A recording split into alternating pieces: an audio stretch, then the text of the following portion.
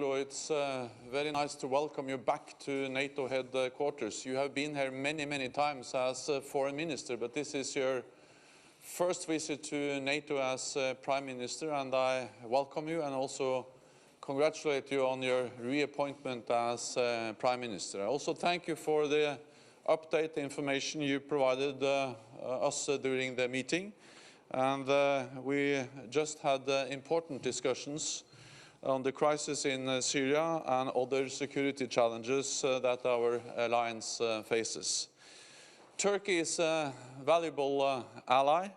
We are grateful for the many contributions you make to our shared security. And for the last 3 years, NATO has augmented Turkey's air defenses. So Turkey is committed to NATO, and NATO remains strongly committed to Turkey's security. The situation alongside NATO's southeastern border remains highly volatile. We discussed last week's incident, which led to the downing of a Russian jet. All allies fully support Turkey's right to defend its territorial integrity and its airspace.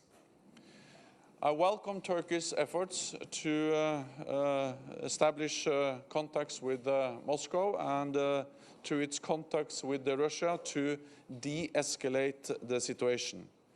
It is important to stay calm and to calm tensions.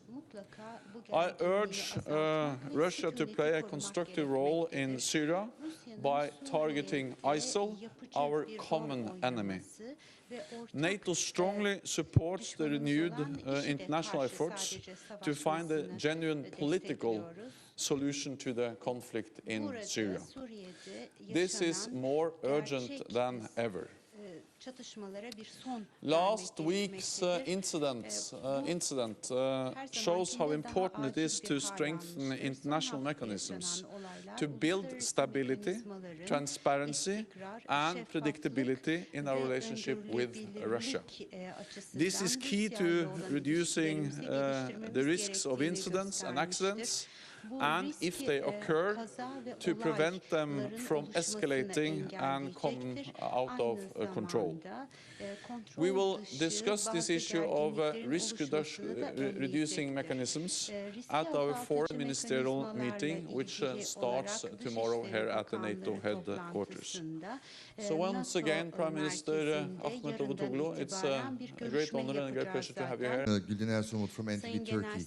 The Prime Minister just talked a little bit about it, but there is a lot of speculation within European press, Russian press, that Turkey did not give the correct information about the flight, that there was no airspace infringement, etc. And there's a lot of speculation on that. So can you tell us whether Turkey was, crystal clear enough, transparent enough, and shared all the necessary details with all the allies, and whether really in the meetings in the past and in the coming meetings that all the allies, all the member states are united behind Turkey? Thank you.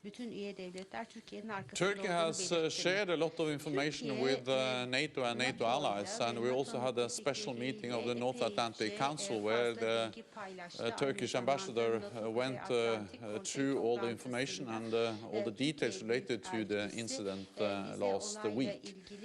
And the information that we have also from other sources is consistent with Turkey's assessment about what happened last week. And I think what we have seen now just underlines what we have stated several times, and that is the concern related to all the increased activity and presence of Russian military capabilities in Syria and close to NATO borders. Turkey has its right to defend itself, and Turkey has right to defend its airspace.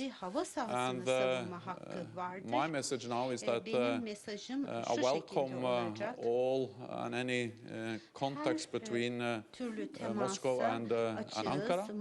And the important thing is to calm the tensions And I think also the incidents last week also underlines the importance of us focusing on mechanisms to avoid these kind of incidents in the future.